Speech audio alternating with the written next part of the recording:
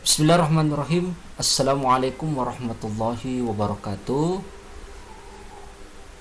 Anak-anakku kelas 3, alhamdulillah pada kesempatan kali ini kembali lagi kita bersua dalam pembelajaran pendidikan agama Islam kelas 3. Dan pertemuan-pertemuan sebelumnya itu kita sudah membahas panjang lebar tentang bab 1, yakni beriman kepada hari akhir.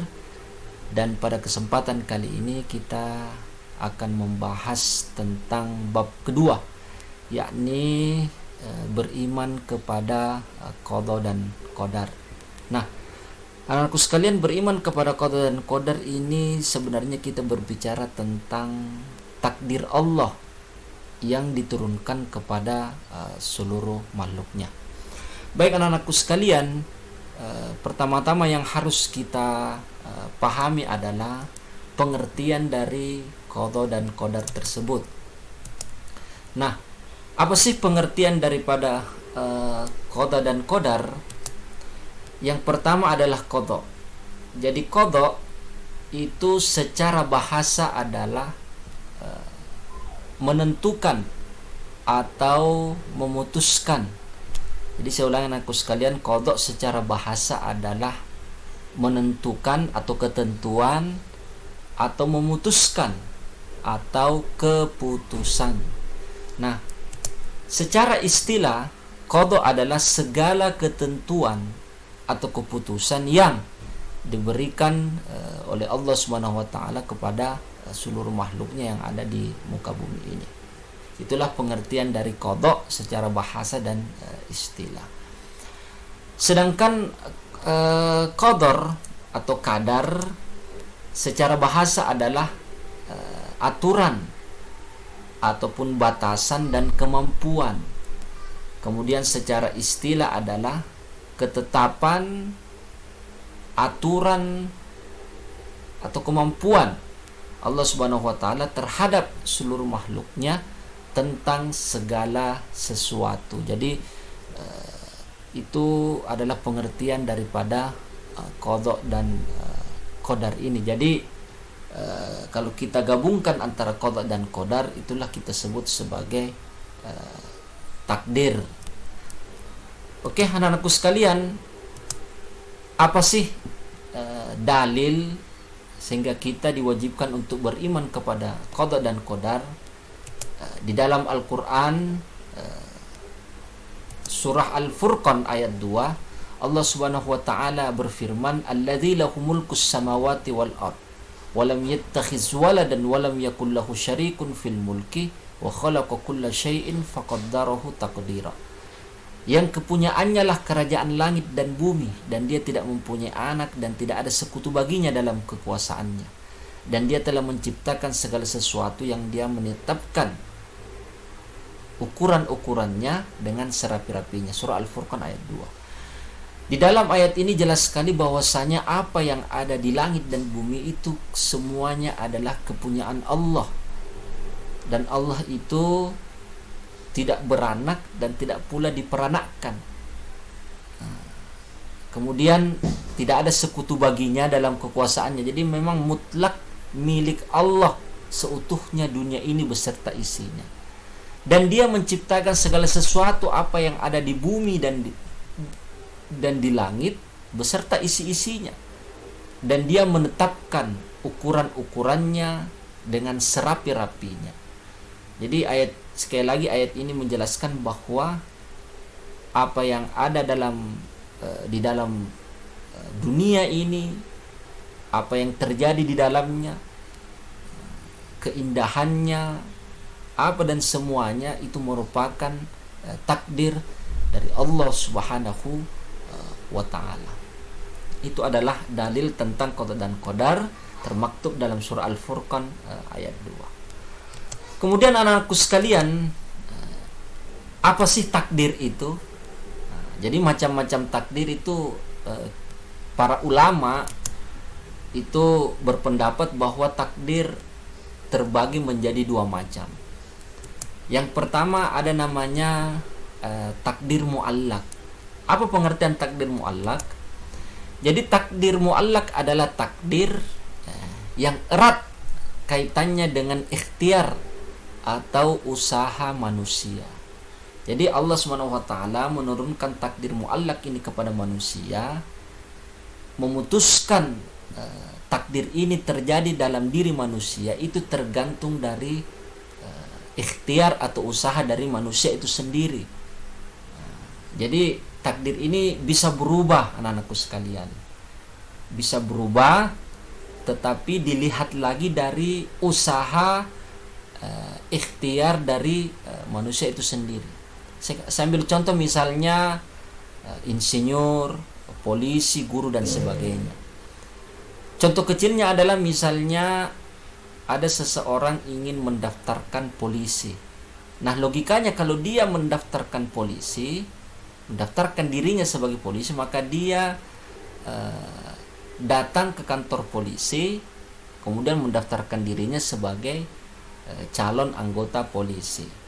Maka jalannya untuk menuju cita-cita menjadi polisi itu bisa tercapai. Begitupun insinyur, begitupun guru ataupun cita-cita yang lainnya.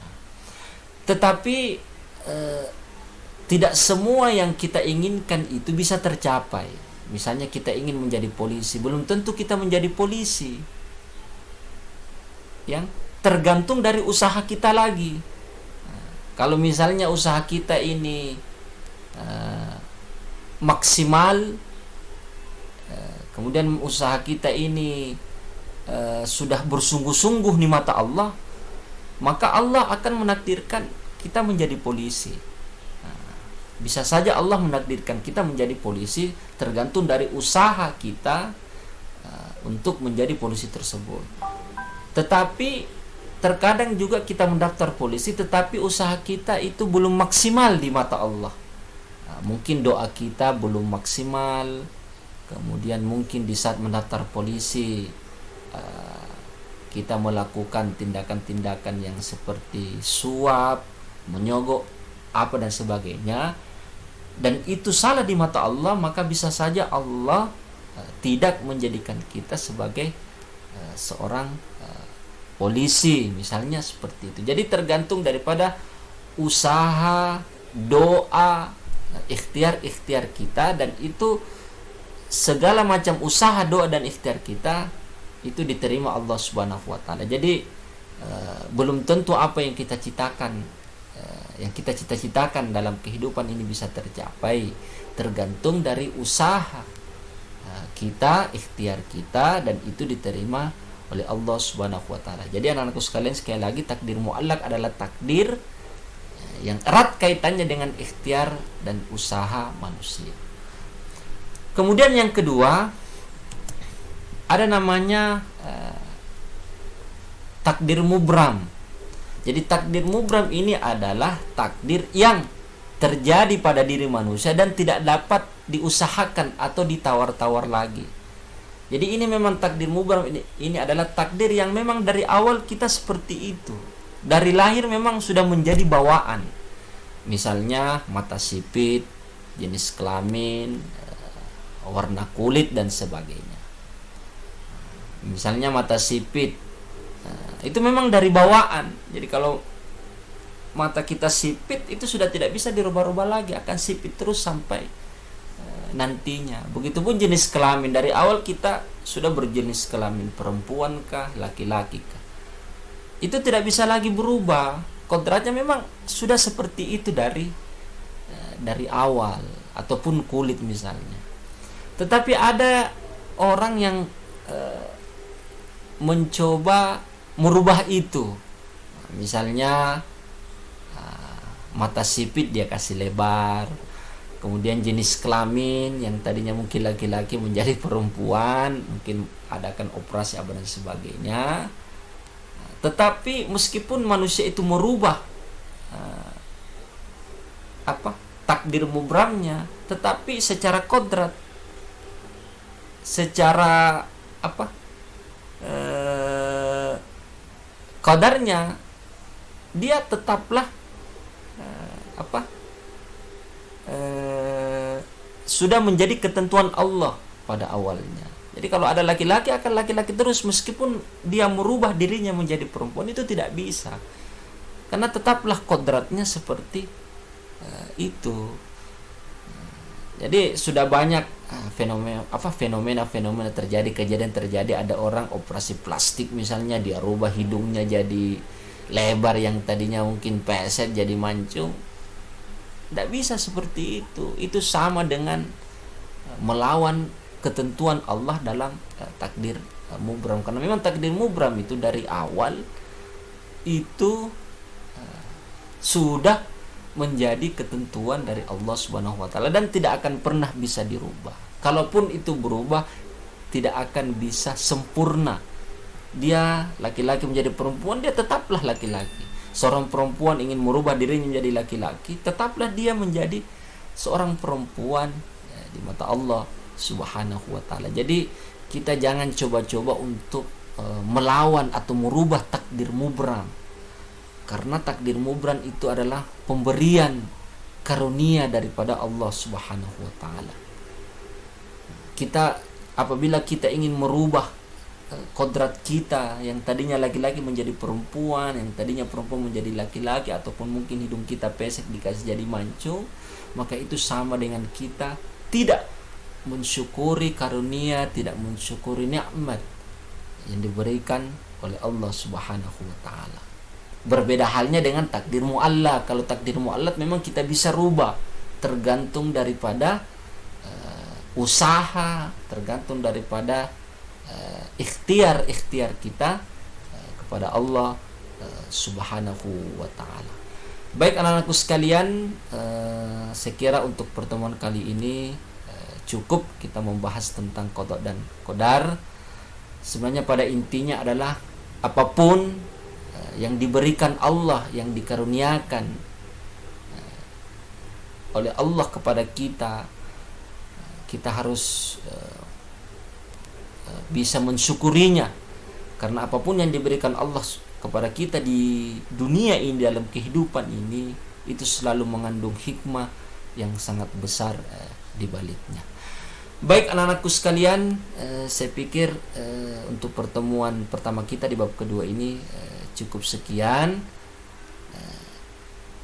dan saya ingin memberikan tugas kepada anak-anakku sekalian, yakni yang pertama, buatlah 10 rangkuman atau tulislah 10 rangkuman tentang materi beriman kepada qada dan qadar. Kemudian yang kedua adalah setiap dari kalian itu membuat satu pertanyaan, dan satu pertanyaan itu akan saya jawab satu persatu. Nah, kedua tugas ini silakan Anda kirim ke nomor WA saya paling lambat pukul 18.00 atau sebelum kumandang azan maghrib. Terima kasih anak-anakku sekalian.